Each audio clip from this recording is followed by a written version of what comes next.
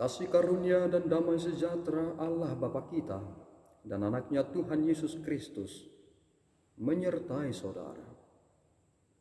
Amin. Shalom, saudara-saudari yang terkasih di dalam nama Tuhan Yesus Kristus. Senang bisa menyapa saudara di tempat saudara berada hari ini, dalam dimensi yang berbeda tetapi dalam dunia yang sama. Sebagai insan yang diciptakan untuk Tuhan, sebelum kita melakukan rangkaian aktivitas kita pada hari ini, marilah kita mengawalinya dengan mendengarkan firman Tuhan. Shalom, firman Tuhan di pagi hari ini tertulis di Keluaran 32 ayat 26. Maka berdirilah Musa di pintu gerbang perkemahan itu serta berkata, siapa yang memihak kepada Tuhan, datanglah kepadaku. Lalu berkumpullah kepadanya seluruh Bani Lewi. Demikian firman Tuhan. Saudara-saudari yang terkasih, di dalam nama Tuhan Yesus Kristus, salah satu hal pemahaman dalam perjanjian lama yang merujuk kepada Pentakosta adalah ketika hukum Taurat itu diberikan Allah kepada Musa untuk disampaikan kepada bangsa Israel.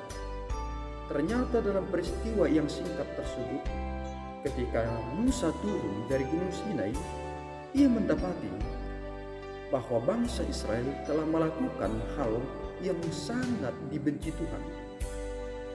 Apa yang mereka lakukan? Mereka menyembah patung bentuk emas. Coba kita bayangkan, begitu cepatnya pergeseran itu terjadi. Baru beberapa lama mereka keluar dari Mesir dan mereka tahu bagaimana Tuhan membimbing mereka. Tetapi mereka ingin sesuatu hal yang dapat mereka lihat, yang terus berada di situ untuk mereka sembah dan mereka puja-puja. Dan Rasul Paulus berkata seperti ini. Jika ada sesuatu yang diciptakan, maka itu bukanlah Allah. Jika manusia menjadikan sesuatu untuk dipuji, dipuja, disembah, itu bukanlah Tuhan. Dan inilah kemarahan Musa kepada bangsa Israel. Sehingga suatu ucapan yang begitu tegas dalam peristiwa ini, ia berkata, siapa yang memihak kepada Tuhan, datanglah kepadaku. Dan kita mendapati bahwa berkumpullah kepadanya seluruh Bani Lewi. Kita tahu bahwa suku Lewi lah yang menjadi para abdi-abdi Allah, yang menjadi pelayan di dalam bait suci. Dan mereka menjadi suku yang pada posisi pendapatan mereka mendapatkan dari yang sebelah suku lainnya. Mengapa demikian? Karena mereka lebih berpusat pada pelayanan, pada rangkaian acara di bait suci. Sedangkan yang sebelah lagi mereka memiliki sebidang tanah untuk mereka olah. Dan ketika hal ini terjadi, ketika seluruh Bani Lewi berkumpul kepada Musa, ternyata ada satu peristiwa yang ketika kita coba sejajarkan dengan apa yang terjadi di Perjanjian Baru. Peristiwa yang terjadi ketika Musa menerima loh batu tersebut dan melihat keadaan bangsa Israel, ternyata terjadi peperangan yang harus menewaskan 3.000 orang.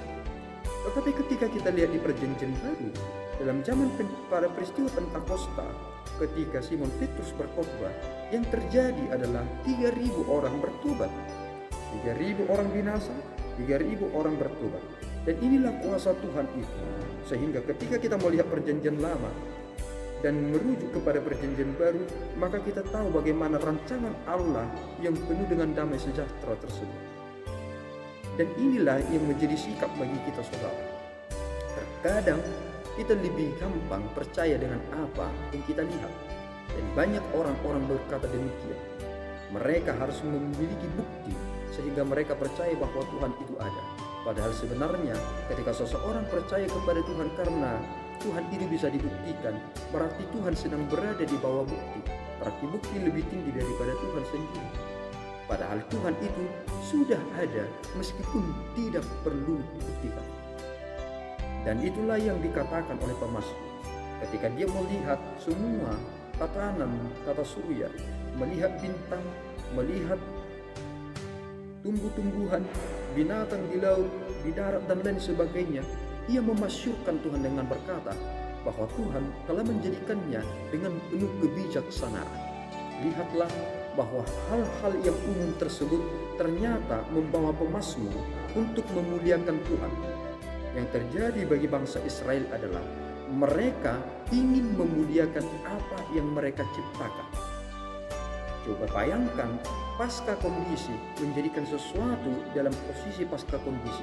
Manusia yang terbatas menjadikan sesuatu yang terbatas untuk mereka puji.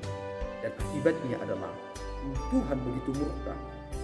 Dan lihatlah bagaimana rangkaian perjalanan mereka. Ternyata Tuhan tidak mengizinkan generasi pertama itu untuk memasuki tanah Kanaan. Oleh karena itu saudaraku yang terkasih, tetaplah berada di dalam Tuhan. Bahwa Tuhan telah menyelamatkan saudara di dalam pribadi Yesus Kristus. Tidak ada kasih yang melebihi dari kasih Tuhan. Dan kita harus yakin, benar, dan sungguh-sungguh berkata, itu telah benar dan itu telah terbukti. Tuhan memberkati saudara. Tuhan akan menyertai saudara. Amin, kita berdoa. Ya Allah Tuhan kami bersyukur atas anugerah-Mu. Terima kasih Bapa atas peringatan yang keras yang Engkau nyatakan kepada kami pada hari ini. Betapa dahsyatnya jika Tuhan murka meskipun mereka adalah bangsa-bangsa pilihan. Kiranya Engkau memampukan kami Tuhan mengerti, memahami dan menghidupi supaya kami terus berada di dalam Engkau, tidak memihak kepada siapapun, tapi kami beriman, yakin, hidup dan taat hanya di dalam tuntunan-Mu saja. Kiranya Engkau menerima pujian kami. Dalam Yesus kami telah berdoa dan mengucap syukur. Anugerah Tuhan kita Yesus Kristus, kasih setia Allah Bapa, dan persekutuan Roh Kudus menyertai saudara. Amin. Tuhan Yesus memberkati.